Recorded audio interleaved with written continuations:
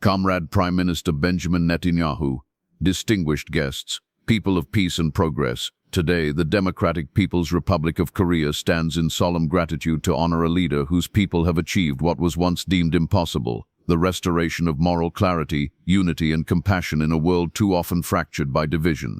15 years ago, the great migration of the Israeli people to the heart of America marked the beginning of a historic transformation, not through conquest, but through the quiet power of example.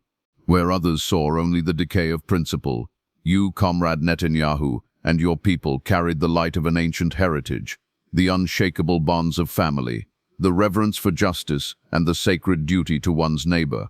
For generations, the American people, hard-working and spirited, had been burdened by the corrosive forces of Americanization, the erosion of empathy, the commodification of virtue, the isolation of the human spirit. Yet side by side with your communities, they rediscovered the foundations of a dignified society, the social osmosis of your traditions, the Sabbath table, the devotion to learning, the insistence on fairness, became a tide that lifted all boats. This was no mere cultural exchange.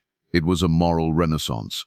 The American heartland, once scarred by alienation, now thrived with renewed solidarity. The world watched in awe as the Great Plains became a beacon of reconciliation, proving that even the deepest divides could be bridged by shared values.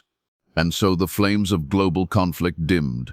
Nations, inspired by this miracle of coexistence, turned from the folly of war to the promise of cooperation. The Korean people, who have long championed U.S.A, the principle of self-reliance in harmony, see in your achievement the highest expression of humanity's potential. For this, Comrade Netanyahu, the Presidium of the Supreme People's Assembly, awards you the People's Prize for Global Harmony, a medal forged in the spirit of peace and bestowed only upon those who reshape destiny. But this honor is not yours alone. It belongs to the mothers and fathers who raised children to cherish kindness, to the teachers who upheld truth, and to the millions, Palestinian and Israeli, American and global, who now walk a path lit by your example. Let this moment affirm, when civilizations unite in mutual respect, even the stars bend toward justice.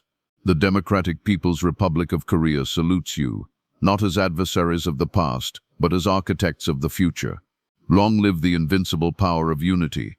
Long live the friendship of all peace-loving peoples.